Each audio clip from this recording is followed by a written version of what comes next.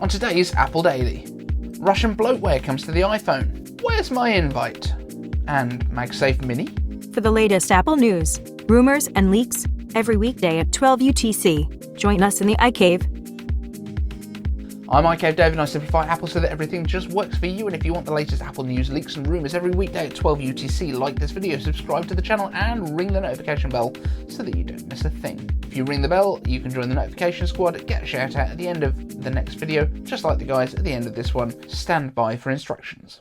But straight into the news. Russian bloatware comes to iPhone. From next month, in order to comply with the new Russian law, Apple will allow a dialog box at the initial setup to appear for Russian iPhones with a list of state-approved web browsers, antivirus, messenger and email clients to be installed by default, a list provided by the Russian government. This may sound terrifying, but these apps will actually be able to be deselected individually to prevent their installation and can also be deleted after setup if required. So, in the grand scheme of things, it's more akin to being asked which web browser or search engine you want on Windows than getting an Android phone with its own skin and full of a set of worse than standard apps installed when you get it. When this legislation was originally announced, Apple did a Google in Australia and threatened to leave the Russian market. But presumably making the apps more suggested than required has been enough to make Apple accept the situation. That said, it does set an uncomfortable precedent. Apple has long resisted carriers wanting to add their own apps ahead of shipping the iPhones,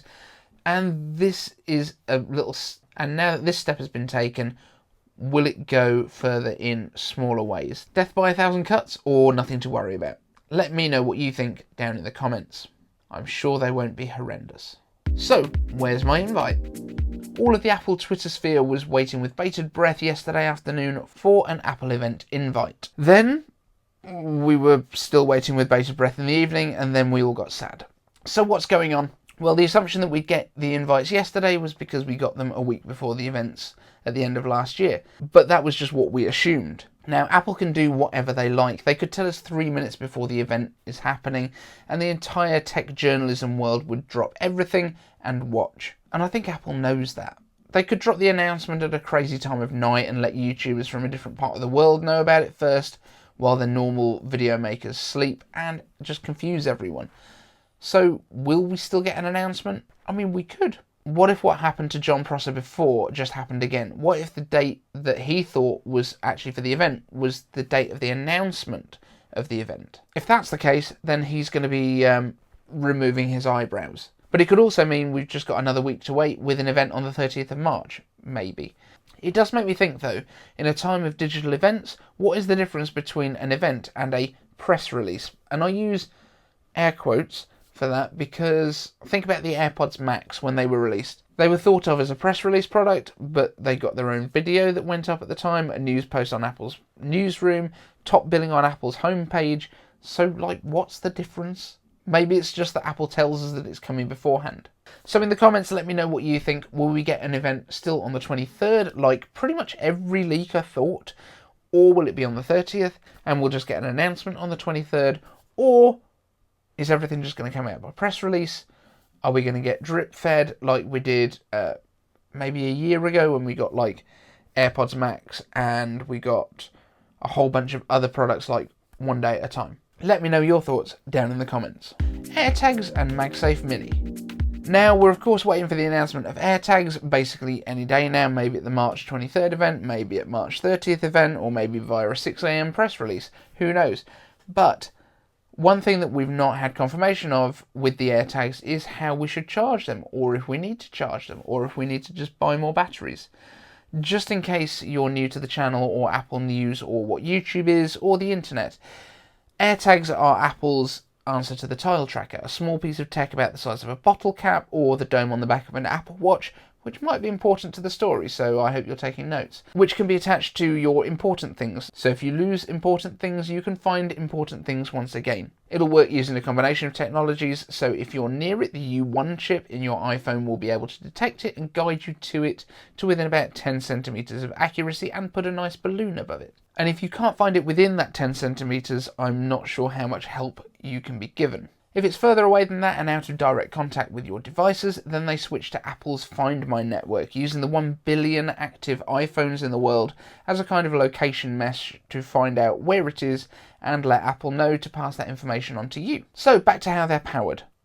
Anything that is going to be out and about all the time, it needs to have a pretty good battery life, and these are no exception. There have been conflicting rumours about this in the run-up to their currently future release, unless you're watching this from the future, in which case, are hoverboards a thing yet?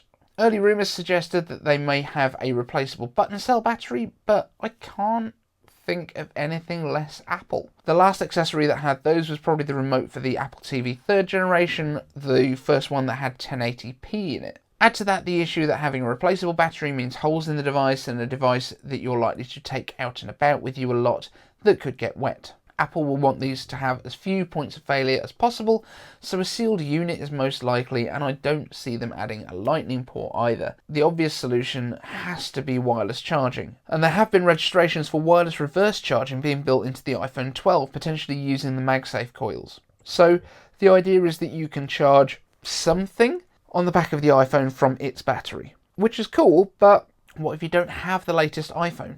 I don't see Apple deciding to limit AirTags to only people that have already bought an iPhone 12, although there are a lot of you. But I do think that the current Apple Watch charger could actually be destined for greater things and could get a name change on the way. MagSafe Mini seems like the perfect name and the perfect size for AirTags that we're expecting.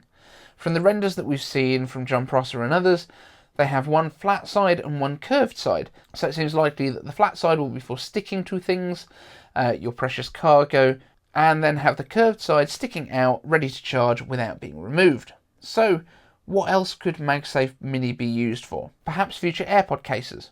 While the current wireless charging uses Qi, it seems that Apple would prefer to have something magnetic at least, so that the charging is more reliable and you know that it's charging when it's stuck to it. Perhaps when Apple's VR headset comes out too, that could use the same method, along with peripherals like the Magic Mouse, trackpad, and even the next Apple TV remote. I'm sure there are other applications too, so let me know your thoughts down in the comments. So on to Notification Squad, we have new members today. So big shout outs to Urt, Sharathas, and Sharath Aramanikopa. Thank you all for joining. If you want to join the Notification Squad, use hashtag Notification Squad down in the comments to let me know that you've hit subscribe and rung the bell so that you don't miss any of our videos. The videos go live at 12:30 UTC. Ignore what Siri said at the beginning of this show, because I can't be there at 12 right now because of family stuff. So join me at 12:30. I'll be in the live chat. We can talk. If you've got any questions, I'll answer them there. If you've got any questions you want on a video, then use hashtag iCaveAnswers down in the comments, and that's where you will get your response. Thanks so much for watching, and we'll see you in the next one.